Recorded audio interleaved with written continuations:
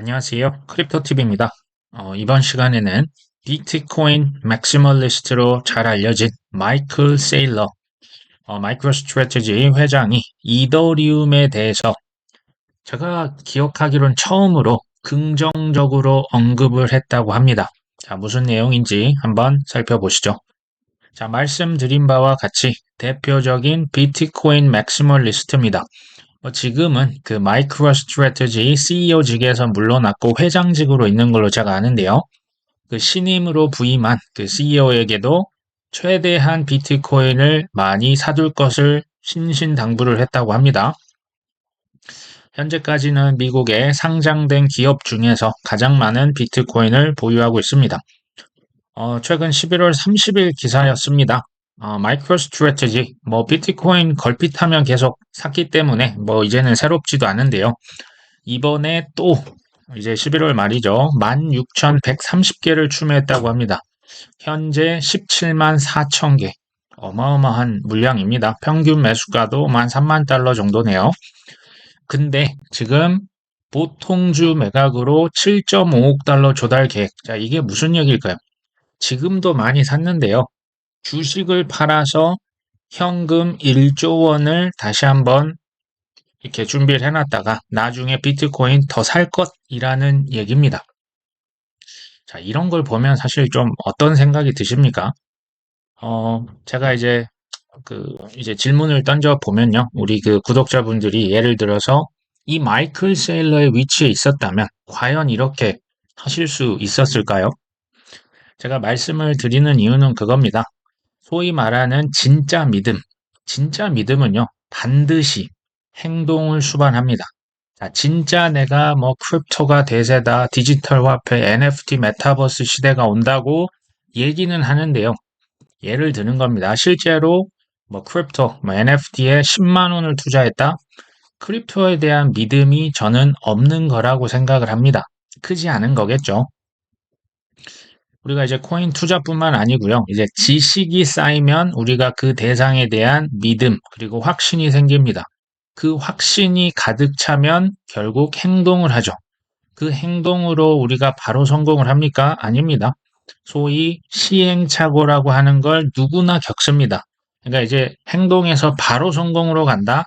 나중에 시행착오를 겪습니다. 누구나 시행착오를 겪고요.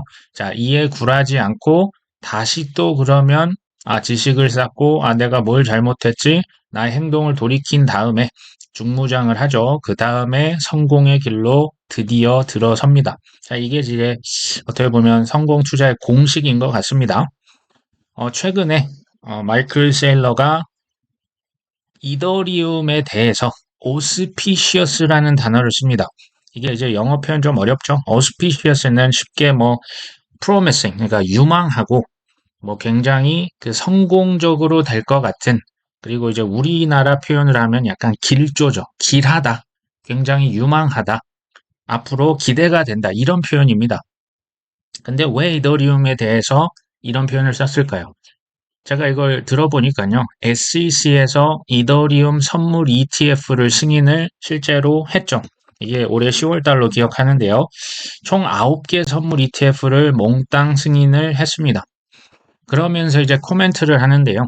이더리움이 쓰임새가 많습니다. 디파이에도 쓰이고, 스테이블 코인 위에도 쓰이고, NFT에도 쓰이는데, 분명한 것은 아직까지는 규제 그 불명확성이 있다. 그러니까 앞으로 지켜봐야 한다. 자, 이런 발언을 했습니다. 그러면서요.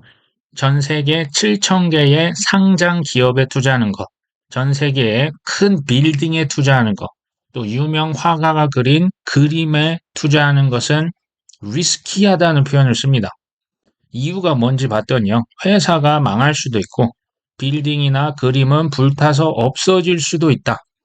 이건 제가 들어본 그 발언 중에 가장 보수적인 발언이 아닌가 하는 생각도 사실 듭니다. 그러면서 디지털 자산, NFT, 심지어 애플에서 출시되는 신규 아이폰도 수요가 적을 수 있다. 그러니까 위험하다는 거예요. 근데 이제 비트코인의 장점은 뭐다? 여기 투자하면 그런 저런 위험이 없이 고수익이 가능하다. 자, 비트코인 맥시멀리스트 다운 발언이죠. 그랬던 그가 이더리움을 지금 긍정적으로 어떻게 보면 처음으로 긍정적인 코멘트를 했다라고 보여집니다. 마이크로 스트래터지의 이제 톱 10, 그 대주주죠. 이제 여기 뭐 캐피털 리서치도 있고 다른 데도 있는데 여기 다 월가의 쟁쟁한 금융기관들입니다. 그 중에 우리가 좀 익숙해서 잘 알고 있는 뱅가드, 블랙락, 피델리티, 모건 스탠리만 제가 표시를 했었고요. 이더리움 현물 ETF 관련해서 세이파트가 이런 트윗을 지난 12월 1일에 이렇게 올렸습니다. 자, 피델리티가 현물 ETF 경쟁에 뛰어들었다. 뭐 블랙락도 뛰어들었죠. 오랫동안 알려져 왔지만 자, 이번 신고는 본질적으로 현물 이더리움 ETF에 대해서 240일의 그 시계가 이제 시작이 된다.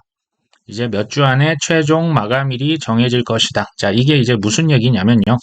비트코인 말고요. 지금 이더리움 현물 ETF 신청 현황입니다. 이게 23년 12월 1일 기준인데요.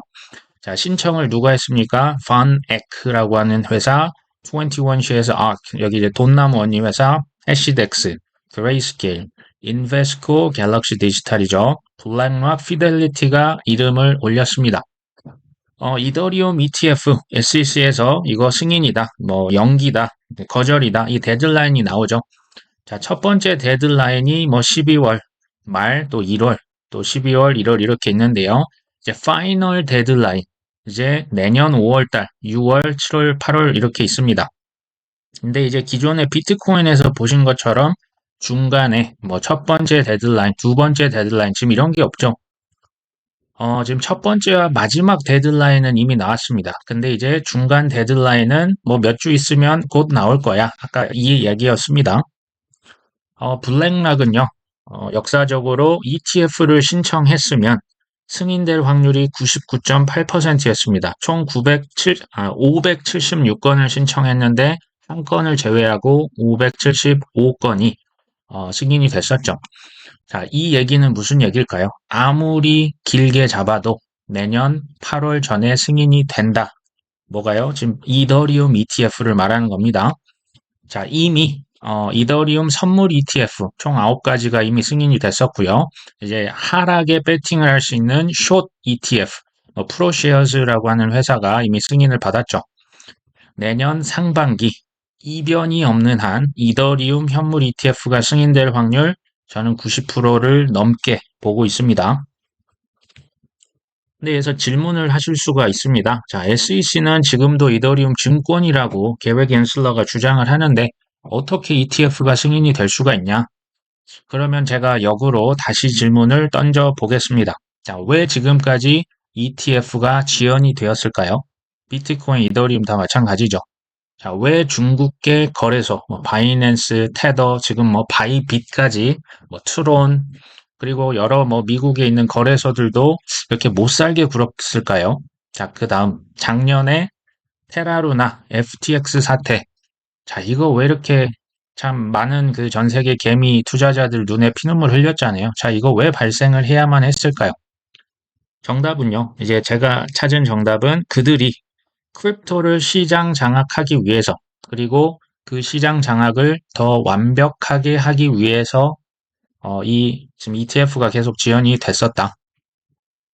SEC에서 기억하실지 모르겠습니다. 코인베이스, 크라켄 이런 데를 기소하면서 그 이제 이유가 뭐라고 적었냐? 첫 번째, 미등록 증권을 판매했다. 두 번째, 이자를 지급했었다. 스테이킹 이자를 지급해서 너희들 이러면 안 돼 하고 기소를 했었죠. 근데 이제 잘 생각을 해보시면요. 증권을 판매하고 자금을 수탁 보관해주고 예금 받고 이제 대출을 해주고 또 그에 따라 이자를 지급하는 거 이거 누구 역할입니까? 사실은 뭐 코인 거래소가 할 역할이 아니고요. 원래는 전통금융, 은행과 증권사가 할 일이죠. 근데 이 전통금융의 영역을 지금 누가 비집고 들어왔습니까?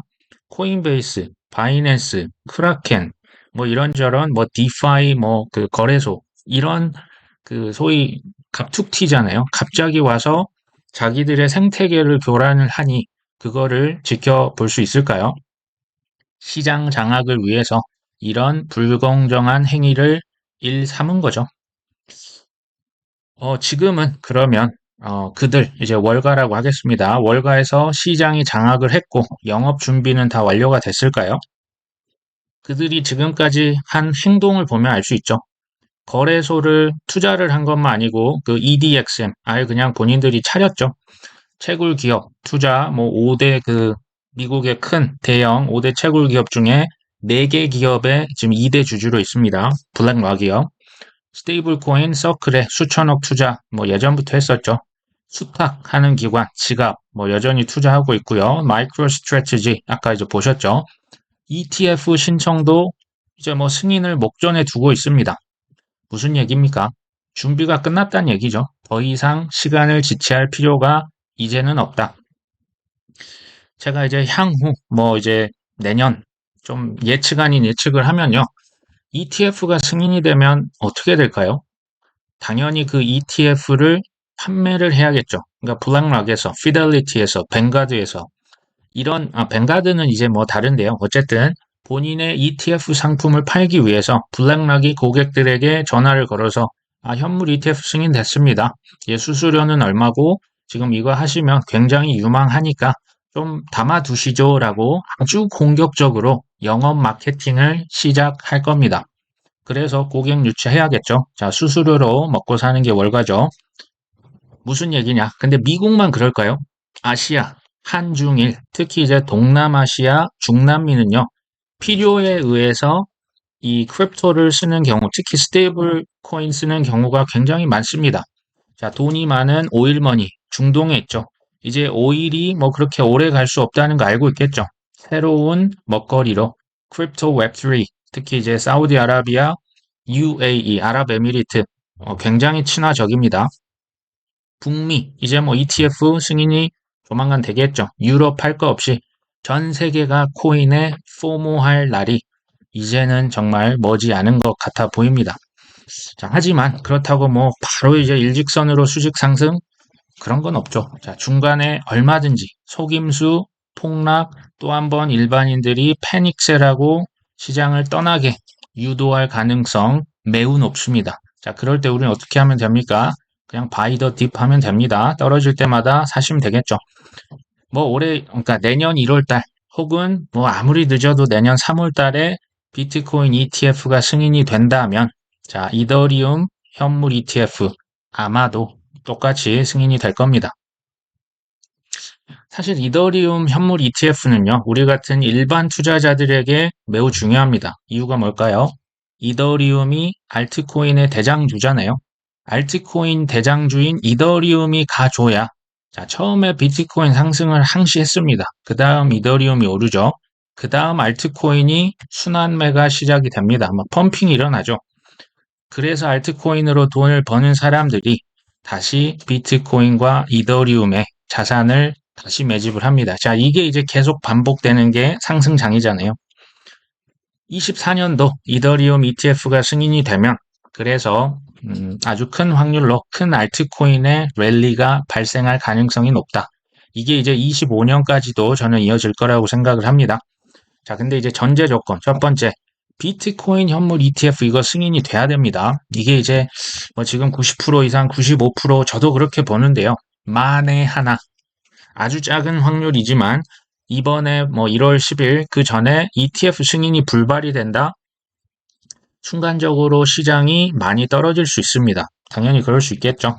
5% 미만이지만 그럴 가능성은 있긴 있습니다. 자, 두 번째.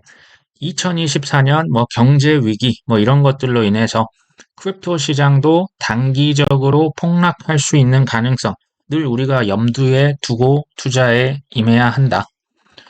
뭐 그렇다고 이걸 뭐 두려워할 필요는 없고요. 뭐 폭락 시에 매수를 해서 25년 상승장 어깨에서 매도한다. 꼭지에서 매도는 뭐 저는 뭐 이게 뭐 불가능한 영역이라 생각을 하고요. 자, 우리가 어깨에서 팔고 시장을 떠나자. 자, 이게 플랜 A가 되어야 하지 않을까 하는 생각을 합니다.